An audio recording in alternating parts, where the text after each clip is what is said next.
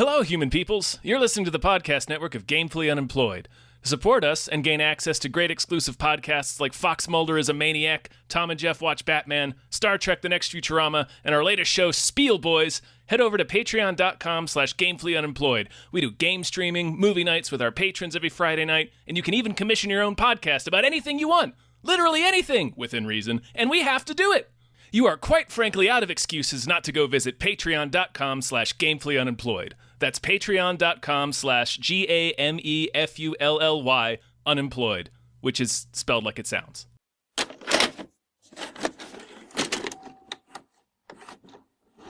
I've been thinking about this a lot lately, particularly when we watch sci-fi stuff, about how many hours of my voice we've recorded over the past... Too many. Yeah, it's entirely too many hours. Like, no human voice was meant to be preserved like this to this extent. At least over 1,000 hours. At least, yeah, that's a conservative estimate. Average an hour an episode. Mm-hmm. We've done about 600 We Just Watches. We've done, let's see, we've done about 300 Hypecasts, I want to say. Maybe less, 200 Hypecasts. And then the Tom and Jeff. The Toms and the Jeffs are like Mulder. 380. So probably like... The Fox Mulder is like 300 and... No, it's like 207. Probably like 1,500 hours? Yeah. Anyway, I've been thinking about that, and since my daughter was born, like, you could probably make a pretty convincing AI of me. Yeah. For her. Like, if I had to do a My Life situation... yes and no, though, because you would just like talk about Venom a bunch. Like, yeah. It would only be about a few specific subjects, but... Yeah. Hey, everybody. Hello, everyone.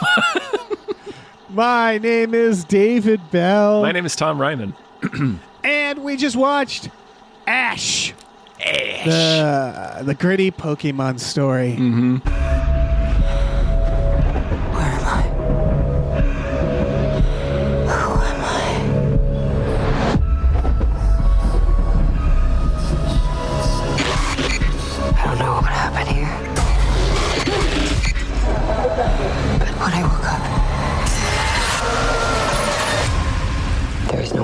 This is a Pokemon. There's a Pokemon. Yeah, it's about a Wayland Yutani android becoming a Pokemon trainer.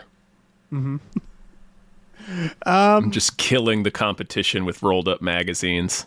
Yeah. What's the other team? Team Rocket? I don't know. You asking me about Pokemon? Mm-hmm. I don't know shit about Pokemon. You brought him into this.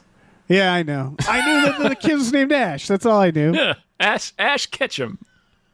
Is that his fucking name? Yes. Did he name himself that after being a poacher for Pokemon? No, I think his parents sort of forced this destiny upon him. So they're from the Ketchum Empire. Yeah, like they sewed Pokeballs to his hands at a young age. Okay. Is this like when someone has the last name Smith and they're like their family was a blacksmith? Like they were just a long line of Pokemon catchers? Yeah, no. And they were just called the Ketchums? Yeah, the Ketchums. The guy to Is it Ketchums? Ketchum, like ketchup. Ketchum. Mm-hmm. Ketchum. Yeah. What nationality is because that? Apparently that's a real... Oh, no, it is. Hank Ketchum, the creator of Dennis the Menace. So I guess that means he was a Pokemon trainer as well. I think so. All right. I'm glad we got to the bottom of that. We did, yeah. Folks, hi. Hello. This is like a week where we were like... We had a lot of options. Friendship is coming out. I don't think Friendship's actually out yet. Definitely not wide. This is one where I was like, there's too many, but we're tired, so we went with streaming. This is on streaming. Even on streaming, we had a few options, too. There's actually quite a few things to watch right now. Shout out to Freaky Tales, which we won't have enough time to watch, but I suggest everybody watch Freaky Tales. Definitely want to watch Freaky Tales. That movie we covered on Hypecast called Locked, with Bill Skarsgård getting locked in Anthony Hopkins' future car. That's on streaming. Looks like a fun genre movie. That does look fun. Drop, which I haven't seen yet, but that looked I like saw Drop. I like Drop. Yeah, it's a fun premise. That's on streaming now. There's a lot to choose from. There is. And again, I can't stress enough. Drop was really fun. Freaky Tales is. Don't look up the cast. Just go in blind. It's like a anthology. Like it's kind of a everything's connected anthology. It takes place in Oakland in the 80s, and it's a series of freaky tales. It's the directors of Captain Marvel, which is surprising. Oh, I didn't know that. And yeah, because it feels very indie.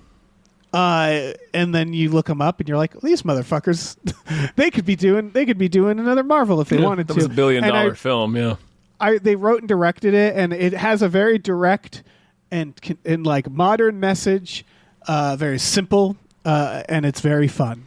Sweet. So you said they're all sort of connected. So like a Pulp Fiction, or is there like a framing? Yeah, device? it's a Pulp Fiction. It's like there is this thing where it's like all these smaller tales, and then they slowly, as you go, they connect. And then there's overall framing devices. Like there's a sci-fi element that's like there throughout, and it's all sort of tied together. Yeah, well, the a freaky's larger got to way. come from somewhere for sure. Exactly. Like you have the tales, and then you need the freaky. Yeah, I need but the it's freakiness. it's very chill. Where like the first story is punks versus skinheads, and they go to like an Op Ivy cover band. It's very like Sweet. Every single tale feels like it's very honed in on like Oakland in the 80s. And it's really well done. And Captain Marvel, they did the 90s one, didn't they? Uh-huh. Yeah, so they seem to have that like that vibe. West Coast around that time is, I guess, their jam. But yeah, check that out. But we're not talking about that. We're talking about Ash. We are talking about Ash. Directed by Flying Lotus. Who he did the gosh, what was it called? Like he did the Ozzy's Dungeon. Ozzy's Dungeon, yeah. Yeah. Segment in VHS 80. 99. Was it 99 or 80? 99 according to what I'm reading. Okay. Yeah. Yeah. I forgot that it was 99. I always That think it's feels like- 84, yeah. Yeah, 99 feels like that's what they should have called VHS Viral, because that had 99 vibes. But yeah, if you guys, people have watched VHS 99, Ozzy's Dungeon is the one where it's like a Nickelodeon game show. Yeah, from the wrong universe. Right. Well, first it's like someone loses. Oh yeah, it's like really twisted, It's right? off. Yeah, it's off from Jump. Right. And then there's like there's like a demon wit. I'm not going to say anything else. I don't want to spoil it. But yeah, if people, I'm just trying to like nudge people's memories, I guess. yeah, It was a very strong segment. very memorable. Yeah. Also- it feels like this filmmaker is really interested in a certain type of horror. Sorry. Oh yeah. Excuse me. He does some sort of music, I'm told. Right? I think so. Yeah. He has a lot of music credits I see on the I'm brutally uncool, and I also don't listen to the radio, so new music doesn't make its way to me very often. I'm still very much stuck on high school bands. he has a lot of composer credits on IMDb, including one for Salad Fingers. Remember Salad Fingers? I do remember Salad Fingers. Yeah. Man, that is like first viral wave of the internet. Yeah. That is Including, OG of course, internet. Yeah, he did this movie as well. He is in this movie. Is He plays Davis. Okay. One of the crew members. Okay, Yeah. I was wondering, yeah. I don't think he's like trying to be a huge actor here. Oh no, but, he does fine in it. Yeah. So it's all to say that like, yeah, I think it's funny because it looks like he just has a lot of reasons for people to know him. I just know that one awesome VHS segment. Yeah. And that was sort of enough. Yeah, this is like I was talking earlier, I mentioned a second ago about like there's a certain type of horror he seems to be into, and it's sort of like a very surreal, real vibey, but with like I said, the game show feels like it's from the wrong universe. Like in this movie, it's a similar thing where everything just kind of feels off. Yeah. So And also it's gorgeous. yes. Yeah, how'd you like this movie? I actually really liked it. I have one kind of plot thing that's a little high tension for me. But other than that, I actually really liked this movie, and I liked that it kept changing what kind of sci-fi horror movie I thought it was. Yes, I really liked it too. This isn't a swerves critique. a lot. Yeah, this isn't a critique, but it did feel like it's him auditioning. Basically A going little, like, yeah. I could make the next Alien, guys. It's that vibe where it's like, it feels like the plot itself is not bare bones, but it's I thought it was pretty straightforward. It was like, oh, it's this meets this meets this. It's a pastiche of a lot of space horror, like Pandora and Event Horizon are the two biggest ones. Yeah, Event Horizon, Alien, obviously. Alien, definitely, yeah. There's a little bit of Mission to Mars in there, or a little bit of Interstellar, yeah. The basic plot for people. I mean, if you like space horror, just go see it. Mm-hmm. And a tiny bit of Total Recall. Yeah. It's about a lady who wakes up on a space station on a shitty stormy planet. She has no memory, and everybody's dead. And slowly her memory's coming back to her, and she's slowly is realizing that she killed these people. And then Aaron Paul shows up, and so he's like, "What's up, bitch?" So you know nothing good is going to happen. Yeah, Aaron Paul. By the way, go ahead. Oh, I just want to know. I haven't seen him since Breaking Bad, I don't think. Mm-hmm. And I thought he was good in this. I thought he was doing a different role. I think Very of him as a scumbag kind of teen type, and he's more in this like a kind of a gruff space marine type a little bit. He's a little more he's a guy intense. He's a guy that he feels he's like the guy up in the orbital, so he's by himself for the past year. He feels like a guy that's been in a bucket at the edge of space for the past year, and also she has most of her memory gone. She still has her technical memory, so she knows how to speak and do stuff. Right. But he's the only other crew member we ever see alive. Right. And he also seems to he's also a good piece of exposition, because we sort of get the sense of how desperate the situation is for Earth and humanity from him, because she's not really he at one point he asked her, "Do you even remember Earth?" And she says, "No. Yeah, I got nothing." Yeah, she doesn't have any connection to It's basically an Interstellar. Where he's like, "Listen, we're part of 7 crews trying to find a new habitable planet." We learn that Clark has left. This lady named Clark. Yep. Which is, this is also a little bit of the thing. I feel like the name Clark was on purpose. It's also Arthur C. Clarke. Oh yeah, it's a name that gets thrown in science fiction a lot. Right. So the idea is there's some sort of infection. They slowly realize Clark, they believe, is infected and out there in the storm, and they're watching out for her. And then it's a bunch of spook 'em ups. It's very Haunted House in Space. Yeah. It's the dead bodies keep coming alive briefly. There's a little bit, I would argue there's a span of this movie where it felt like they didn't have enough, where they're we have to patch up this outside thing. It started to drag a little, only a little. And I mean 10 minutes where it was a little bit of now that you're caught up to speed, we have limited oxygen and we're sort of just dealing with the space station. Yeah, I guess. Yeah, that didn't last too long for me, and I felt like anytime the movie sort of hit a moment like that, where it was I would start to feel it sort of drag, it would take another one of its swerves. Yeah. It's one of the things it does well. I mean, among other things, like I said, first of all, it's gorgeous, but also in a threatening way. It reminds me a lot of Annihilation.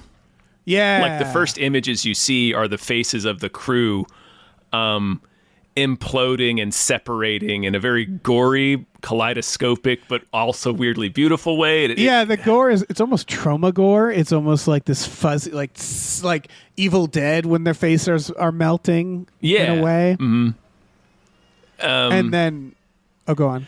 I was going to say the thing that this movie does very well is suspense, because it manages to create a situation where you don't trust either character.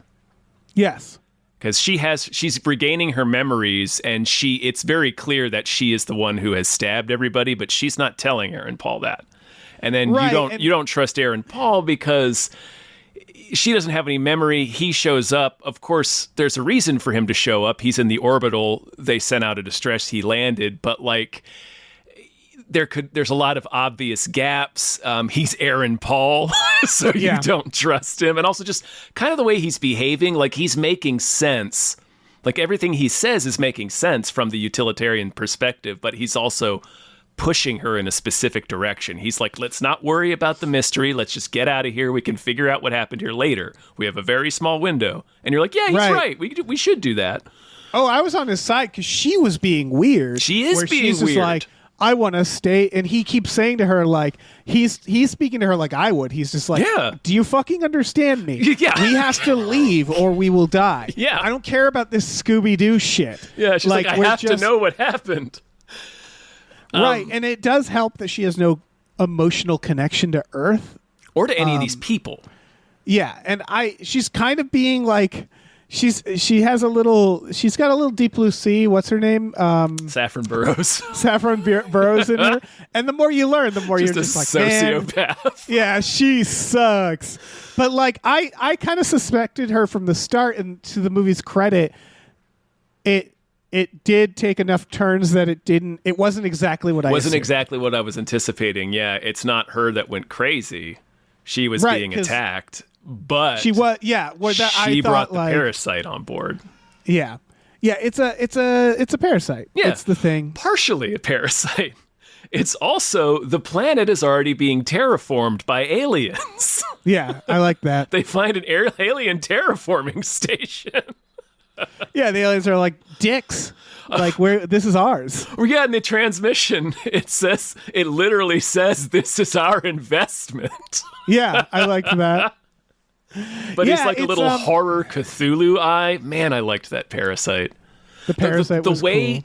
The way he films, the way he like shows us the parasite boring into people and taking over, it's like really cool. It's hard to explain, but it's basically abstract. It's very abstract, but also it feels like you're going inside of a body. Yes, it's a lot of sound design, which makes sense for someone who's a composer who has that background. The sound design is amazing in this film. And the whole design. Like, I think the ship, they did a good job with the ship, and what stood out to me is that, like, you watch Event Horizon, right? And Event Horizon is I love that movie. Me too. But the moment you see the ship, you're like, why would anybody make this ship? What sick fuck? It's the Annabelle thing. Make this ship. Yeah. Like well, clearly that doll is haunted. Yeah. You made a haunted doll. Yeah. What did you expect? The real Annabelle is a Raggedy Ann doll, if anybody didn't know that. Right. The way they do it in this ship is like, if you look at everything, you're like, everything feels kind of like it's designed to be almost unfolded. Like everything's compact, like you would ship it. And there's these little globe lights and stuff like that. And then the globe lights are like very menacing colors. They're like oranges and reds. Red, yeah. But then I'm like, it's a warm color. Like you can see the logic of like, this is a place that people need to live, right? And they do show, and it's very alien, them all having dinner, and you can see like this is what the space station is supposed to look like. Yeah. But red is believe it or not, like that color red is a soothing color. It's a color on our noisemakers for the baby. Yeah. And so it does a good job at taking things that would logically be there, and then making it feel spookier, more haunted house. And I would argue like even Alien struggles with that. Alien's obviously great movie, but like I don't know. I guess Alien does a good job because it's the idea of like, well, Alien you have does this environment that needs to logically make sense, and that it would be a inviting place. And then by the end of Aliens, it has to be dark and terrifying, right? And so it's like that transition. Yeah, I don't think it necessarily needs to be inviting. Like that's more more what happens in Halloween. Functional. Yeah, like clinical. Like actually, Prometheus does that well. Yeah. For sure. There's a bit of Prometheus in this too. Oh yeah. It's clear that you know. But like, I see what all you're the- saying. the Yeah, movies, like it's not obvious. Like it's not like an Alien. The spaceship is a fucking Iron Maiden. Like Right. it's very it's a menacing cathedral. right. It looked like Yeah, the the chain refinery room. looks like a straight Yeah. up cathedral. Yeah, the chain room, the Tool Yeah. music video room. yeah. I mean, the And- chains are for opening. It's the air vent. They're for presumably opening ducts and stuff. But still, it's a fucking Right. chain room. Yeah, and this feels like it kind of avoids. Yeah, that. and it does, like, you can kind of, the lighting does a lot, because, like, the movie doesn't not have a budget. Like, the visual effects are really good, Yeah. but it doesn't have a huge budget. So, like, you can tell the sets aren't very big, and some of the lighting is doing a lot of work, and it's doing a lot of it well, is what I was going to say, basically. Like, it's really...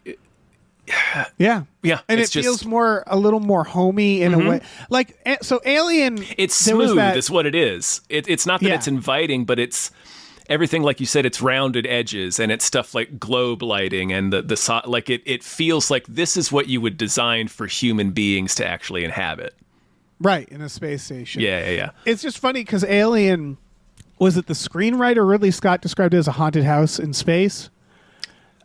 I'm not, one of them did for sure. Probably Ridley, And I think. I always thought that was funny because I actually think Alien did not achieve that. It's not a haunted house in space. It's an amazing film, don't get me wrong. But it's not a haunted house in space. And I just wanted to note that this feels closer to that description to me because it's literally a space station. It's a house or a space, I guess it's a station. Right, but Base- it's a domicile. Yeah. So a habitat. and then it has, of course, the classic house idea. It's a storm outside, right? Mm-hmm. That's like that's always a really And quick, she's seeing freebie. ghosts. Yeah, you're right. Yeah, she goes out and she sees her. But it's her shadow. Like it's mimicking It's the her. alien. Yeah. Which is But she doesn't know that. it's a cool reveal at the end, because Yeah. by that point I'd almost forgotten about it and had like just written it off to the general strangeness that she's experiencing, like all the haunting. But at the end, when you realize, oh, that was the fucking alien. Right. I guess what I thought had happened, and this is what I like is the switcheroo, is I thought all the stuff where she killed people, the reveal is going to be, oh, she was infected. She killed she all was her friends. possessed. Yeah. What we learn is that actually that's when she wasn't infected. This whole movie is when She's is been infected. Yeah. When she wakes up at the beginning of the movie is right as the parasite is taken over her brain. And that also explains little things like her not wanting to go back to Earth. Like her kind of being like She's fighting the parasite the whole movie. So it winds up being a really cool reveal in that way. yeah, so it's a lot of like all the things, all the hauntings, the bodies coming alive and shit like that are like her kind of fighting the parasite in her brain. And then we trying learn to also that remember Aaron it correctly. Paul, Yeah, sorry. yeah. No, we learn that he is flat out not there. He's the parasite in her brain. Right, and I didn't see that coming because I kept trying to do the other thing where I was Yeah. like, I bet he's acting weird, and I think that's because he's going to end up being good, and we're Right. supposed to suspect him. Yeah, he's And it acting turns weird out- because she's acting weird. Yeah. Yeah, and we find his body, and it turns out he was killed. He's been dead for like a day 51 ago. hours. Yeah, almost over 2 days ago. Over 2 days, yeah. He got his fucking head bashed. in. He sure I also- did. I like that he was like kind of a coward too. Yeah, That he kind of sucks. he ran away. Yeah, I mean, don't get me wrong. I would also run away. right. It's not like you're not like that pissed at him because they're like, well, they're not like soldiers. Yeah. Like, I mean, one of these guys probably would. I mean, yeah, you'd be. I don't know. It's a nice touch, but it also like it doesn't like not make sense. It's sort of like it's not nearly the same level of emotion or anything like that. But like when Oppum in Saving Private Ryan gets gripped with Right. cowardice and can't save Adam Goldberg. Right. These guys, they didn't feel like I will say they felt like me, like my level. Like when they're out and they find the big hole, the big terraforming hole.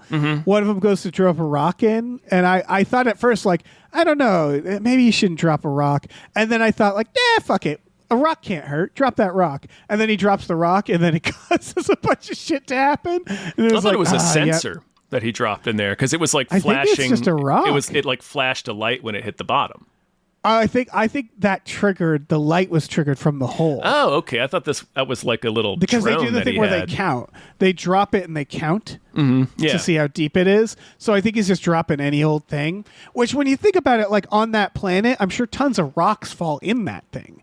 So, like, what harm would it do? Also, what's the gravity on this planet? If it's not precisely the same, it does make a difference. It would be close enough.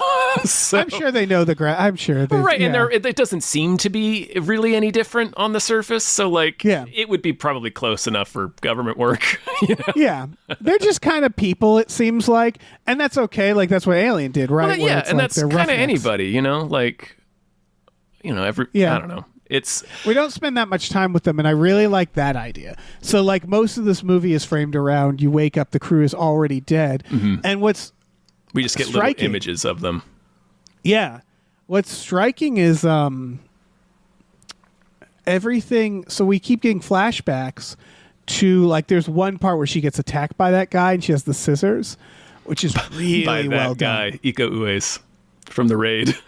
Oh shit! That's the dude from The Raid. That explains why he kicks her, and I was like, "Damn!" That explains why they have to fight him. Yeah, yeah. The captain of the space station is the guy from The Raid. Yeah, and what was interesting is, like, I already knew how it was going to end. I know that he's dead, and I was still at the edge of my seat because he wasn't dead, was he? Right. That was a nice little surprise because her memory ends at stabbing him with the scissors. Right. Yeah. And that was just, like, really well done. There's also felt like there was stakes in the flashback of, like, because once you know the virus is getting around, you're kind of, I was on the edge of my seat of, like, when is it going to go into her? Yeah. Where's it gone? Like, what's Yeah. Like, there's still a mystery to unfold there. And it was interesting to see that, where it's like you've essentially seen the aftermath of everything, and yet there's still... And then, of course, Clark has to come back. And I really liked... Because she has these flashbacks of Clark's face, and it looks like Clark is infected. And what we learn is Clark had kind of her ass kicked, and she's not infected at all. Yeah, she had her helmet punched open. Yeah, and so Clark the entire time is kind of actually the main character.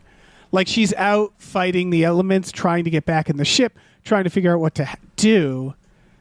And she knows the main character's infected. Yep. Great fight, by the way, in the bathroom. When she drowns her in her space helmet. Holy fuck, man. That was such a good idea, because I was like, what a good reinvention of, like, fighting with someone with a spacesuit. Like, how do you fight them? And then they land in the shower, and then she rips the shower off and then sticks it in the spacesuit. That was such a little good air idea. hose, yeah.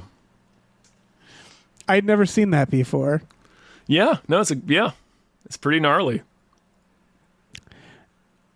It just does a lot of things well. Like, the switch to POV helped a lot too in that scene. Like, when she's fighting with Iko, because, like you said, we already know how it ends. We know she stabs him with scissors, although it turns out he is not in fact dead at that point. Right. But to keep you like you said, you're still, like, really in it and really invested into it. It switches to her POV during that scene, and it's like, fuck, man, it's effective. It's a really cool sequence, and it's really intense from the POV. It's that whole there's sequence, just a lot of... because it's kind of a oneer. It's very highly choreographed. It's not really like a fight, like a, you know, it's not like a fight like in The Raid. It's a struggle. Yeah. It's constantly like, I'm squirming out of you. You're grabbing me. You're being I'm growing attacked for this by thing. the guy from The Raid. You're not fighting him. Yeah, exactly. And, like, when he keeps, like, poking his head into her view from, like, different angles because she's getting thrown He's, like, around. choking her out. And fuck, man. It's good. It's really good. Sorry, you were saying something. Oh, no. I was just remembered the robot, the medical bot. Oh, yeah. was a delight too. The little Medbot. That's like their one like kind of bit of humor, I guess. Yeah, and it's also a bit of exposition. Well, not even really exposition. It's just like it's just a science fiction thing, you know? Because It's a like Chekhov's medical robot. it's where a Chekhov's medical like robot. we get this like it's this arm, like suitcase arm, basically with like these creepy little like pincers, and it is very cheery. Oh yeah, that's what I was going to note about this movie. Did you get the vibe? This feels like a video game. Yes. There's it not necessarily in the plot. I mean, in the plot a little bit, but the start, because she wakes up and she's like, "I need to heal. I have these med patches," and they're like, "Oh yeah, med patches." Well, I like how it's they such a become- video game thing. I like how it becomes part of the narrative too, where Yeah. it's like suppressing the memory.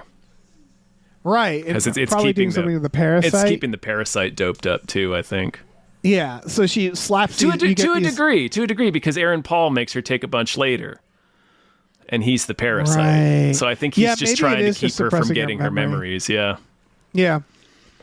But it was very video game of these like little like they look like nicotine patches. They just smash. She just puts them on her neck. Mm-hmm. And then the bot felt like, oh, this is for big heals or upgrades, Mm-hmm. like upgrading your armor or whatever. It just felt very video gamey in those little things. Yeah. And the little pincer arm in the suitcase, and it has like they're doing like Wayland Yutani graphics, right? They're doing that like 80s, 70s screen. Kinda. It feels more current to like now, but yeah. Yeah, And that it's a pixelated screen. yeah, and it was a good. I thought it was a nice little world building where the thing speaks mostly in Japanese. Right. It's like Because clearly, America is like- certainly not putting any money into space right now. Yeah, exactly. So When it does the scans were very silly. It was that like again, it was very Alien, right? It's that scan lines. and it's also And then like it has a little graphics of like how they died, and it Very has like a little RoboCop. cutesy version. Someone dies of their head being caved in. They have like Little hammer sorry bang for in your his head, loss yeah. and a little hammer. Doot, Yep. doot, doot, doot. And then of course it does the extraction surgery on her later. It seems like it kills her briefly. it does, which is Yeah. funny because the robot reacts to that. Like you Yeah. see the robot go like, ah, fuck, and then like, Yep. And then like it the pulls it out robot's and it has- worried it's gonna lose its license. Yeah. And then it does a little like congratulations, like surgery Yeah, done, surgery done. and it has this Little 5 rate it. star like rate it. I said that was the aloud. thing that I liked, the rating. Yeah. I said aloud to my TV, give that man 5 star. Give that little robot 5 Yeah. stars. He ripped that parasite out of your head. And I guess what was really cool about that robot is that sort of I thought that did a really good job at sort of giving you an idea of like, I think I know what Earth is like. Right, exactly. Like you can kind of just based off that robot, you're like, we're in a Blade Runner, we're in a RoboCop Yeah. world. Like things aren't going great there. No. It's a corporate. It's like it's the rating implies like this, corporate overlords where it's like, what the fuck is the rating gonna do for anybody? Right, when we're out at Who the gives a edge, shit? the ragged edge of the universe, scouting livable planets.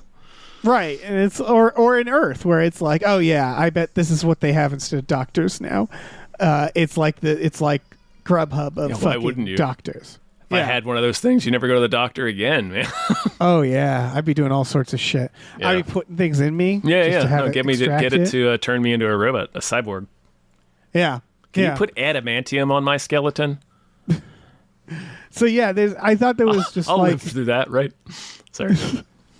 oh no, I just thought there was just tremendous world building.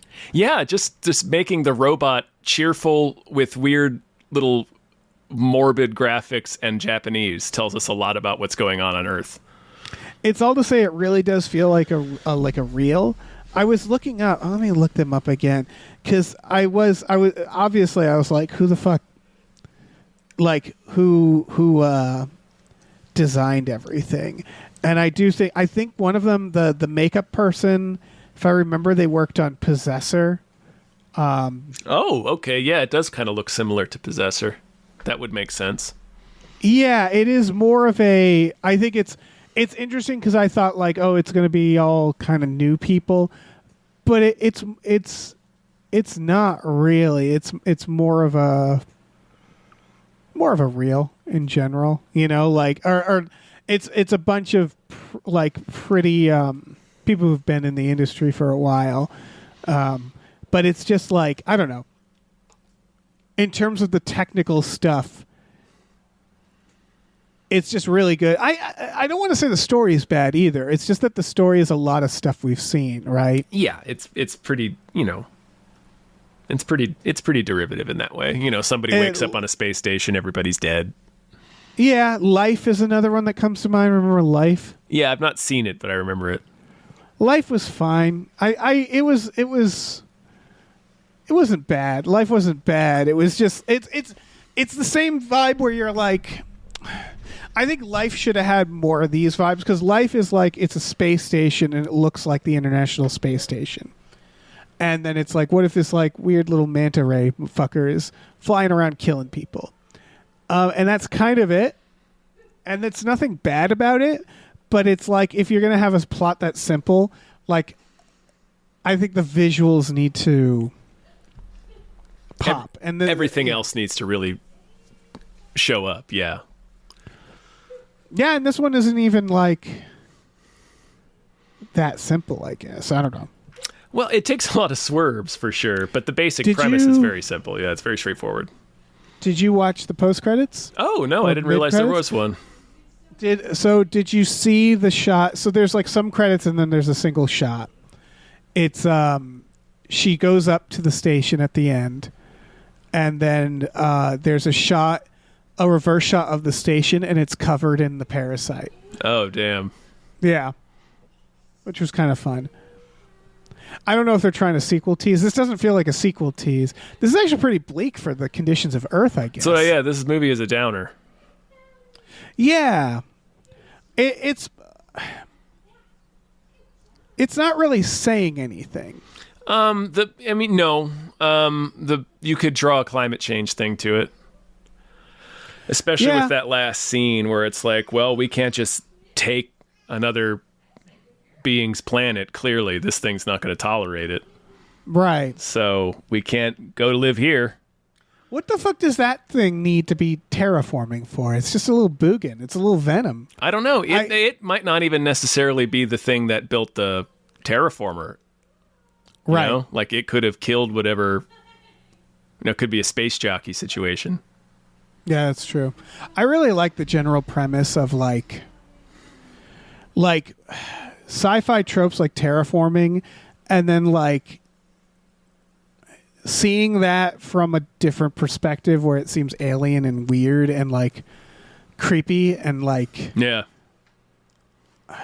Like there's so many Star Trek episodes that I think about like that where it's like I was watching Pen Pals TNG where they go down to this little girl's planet and they save her planet. They like re-terraform it for her and then they erase her memory because she saw them. And it's like, how haunted is that child that she has like some distant memory of some weird gods coming down, some maybe space wizards. Yeah. Yeah. And this feels like that where like you don't really like she sees that like kaleidoscope in the sky. There's a lot of shit like that where I'm not quite sure what she's seeing or why. I think it's the terraforming. That's the terraforming? Mm-hmm. Oh shit. Like it starts to all the atmosphere, when you see in the video later all the processors go off, it starts to like swirl and make like this sort of like kaleidoscope of like color in the sky. Right. So I think it's that and also like kind of what's going on in her brain, like the alien infection / haunting. Yeah. Very interesting. Really, that's what I thought it was. Yeah, for sure. I was really pleasantly surprised with this one. Who's the main actress? Oh gosh, what is her name? She's in that Guy Ritchie one, Ungentlemanly Warfare. Oh, okay. She's in that one. She's been around. Yeah, she was in. I think she was in the last Godzilla vs. Kong. Right. Yeah, I gotta look at what her name is. it's not a hit against this film because the film isn't trying to be this, but they're all very serious. And it makes sense. It's a serious situation. I guess that's why they have the Medbot. The Medbot helps with that. But it is very straightforward. Just kind of a lot of serious A lot of real people. serious people, yeah. Asa Gonzalez is her name. Asa Gonzalez. All right. Oh, that's right. She's in Baby Driver, too. Oh, shit. She's the couple with John Hamm. Oh. Mm-hmm. I haven't watched that in ages. Yeah. That's a tough watch now. Yeah, it is. With the Man, it really is. yeah, 2 predators in that film. I guess I was surprised because VHS 99 is so fucking weird, like humor-wise. Yeah. This is sort of that other direction of like, we're going There's to a be little very bit. serious. We're going to be very like, yeah, there's a little bit of weirdness or humor, but the weirdness is more like The Thing, more freaky. Yeah. Yeah. Like at the end when fucking it just becomes the thing. Yeah. Wait, which part? At the end when Dead Aaron Paul's face splits open and it's just like skull face Oh, monster. fuck, I forgot about that whole sequence. That was amazing. I'm not sure how, but yeah. Holy shit. Yeah. I think that was the moment where I went on IMDb and I was like, okay, who fucking like who did the makeup? The makeup, because it's nuts. Damn, I'm reading this originally was set to star Joseph Gordon-Levitt and Tessa Thompson. Oh wow. Jeez. Yeah, this is not like this feels like it's indie, but it's not, right? Like Yeah, there's clearly money behind this. And it seems like it was a project that was just kind of floating around for a while. yeah, because I think this is one where like I imagine reading the script, it's like this is fine, but the actual like there's nothing against the script. The script is, I'm sure, good. It's just like it's clear that he really made it like pop. You know, like it feels like it's a director's just showing off. Like this is what I can do. And like honestly, after this, I'm like, yeah, he should get an alien if he wants one. Yeah, why not? Yeah. Like this, like I feel like the Alien is the type of franchise that needs something like this. Mm-hmm. And what I mean is that like this didn't feel like it was mimicking Alien. It has some obvious scenes. Again, they're all sitting around eating. Yeah. And it's very like, okay, we're doing Alien. It's like, oh, we're all sitting around this round table doing our thing. I just mean like the style itself feels like it would lend itself to Alien while not feeling like I'm just doing more Alien. Like it feels like the first 4 Alien films where they like got a new director to put their spin on it. This feels like it like Flying Lotus, he would like kind of be more in that side of it, as opposed to I feel like the newer Alien things being like, we're just gonna give you all the same. Yeah, doing a Jurassic World. Yeah, exactly. Yeah, no, it would be cool to see an Alien movie done in this style. Yeah. And definitely like a more cosmic horror. Like if he did a Lovecraft adaptation, I'd be pretty stoked. Oh, you're right. So this one's very great. Lovecraft, especially in like the way that the faces kept. I mean, a lot of it. It's very. It also has the color out of space color scheme. Yep. This is a very. I've been noticing this color scheme now in more horror. It's like purple pinkish, and like I want to say just black or blue or something, or like yeah. There's a lot. I don't know. I didn't look up the cinematographer for this, but yeah, it's a lot of like 2 colors.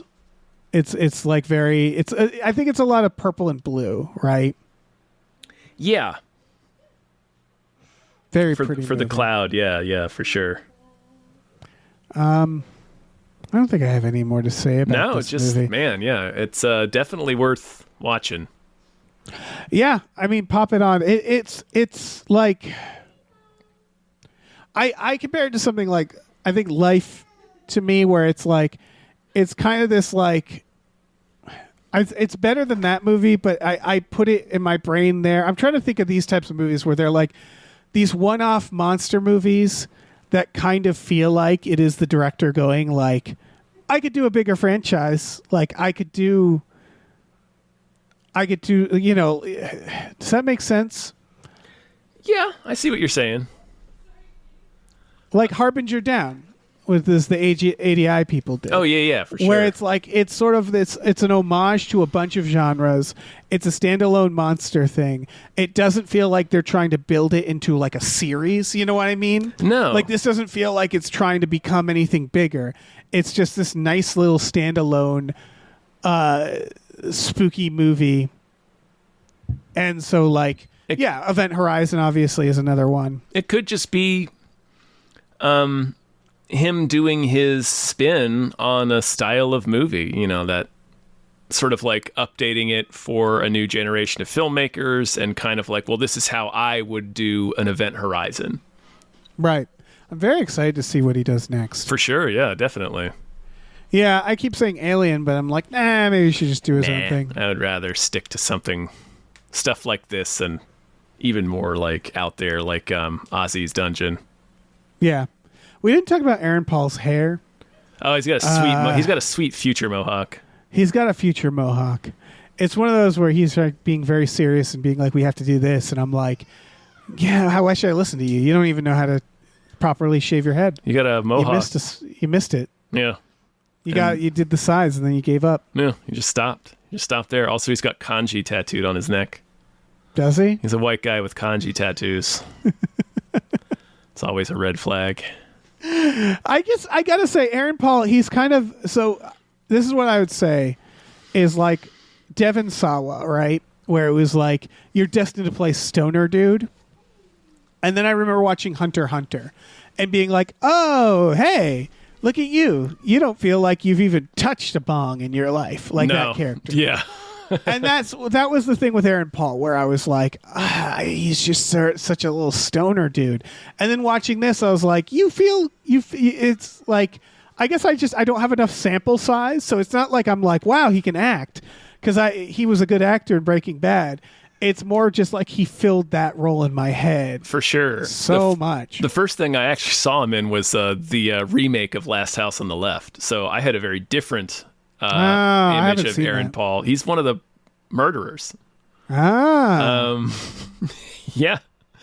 So I had a very different image of him. So like to me, Breaking Bad was sort of against type for him. Like I was used to him being a sinister person. No shit. Yep. Well, yeah. I guess he's supposed to kind of be sinister in that. Oh yeah, and he was in the X-Files. He played That's right. Yeah, he played the guy. He was in the Jackass. He's in the Jackass one. I'm also seeing he was in K-Pax. Oh boy, man. What a film, K-Pax. We should watch K-Pax. We should. That's a crime. That's a tough one. That's a crime. A tough watch. Tough watch. We can be done, I think. I think so. Check out this movie. Yeah, give it a look. And if you haven't watched VHS 99, check that out. Do that, definitely. All the VHSs pretty much are good. Yeah. That viral, you can skip that one. Yeah. And check out our Patreon. Patreon.com/GamefullyUnemployed. GAMEFULLY unemployed. We have exclusive podcasts on there like Tom and Jeff Watch Batman, Fox Mulder's Maniac, Star Trek The Next Futurama, Spiel Boys, Himboos, our brand new Supernatural podcast. We watch movies every Friday night with our patrons as well. We sure do. Yeah. Possibly this one. Oh, yeah. We also have a store. Head over to GamefullyUnemployed.com where you can find a link to our Teespring store where we have all kinds of cool original artwork by cool original artists like Michael Vincent Bramley, Starlene Hodge, Justin Brown, and others. So check that out. Rate and review. Yeah. That helps us out. And check out our new show, Badical, BADICAL. You listen to your podcasts. Dave, I think that's it. Yeah, check out Pokemon. Do it, yeah. It stands for Pocketmon. Hey, listen, our music is produced by Chris Corlew. You can find him on twitter.com as The Corlew or go to shipwreckedsailor.bandcamp.com. Our channel artwork is produced by Michael Vincent Bramley. For more of his work, go to mvbramley.art. Our episode artwork is by Justin Brown, available on Twitter as Justin T. Brown or at artnessbyjustinbrown.com. And finally, additional artwork is by Starlene Hodge. You can find her work at starlenearts.com or on Twitter as StarleneX. Cool. Goodbye.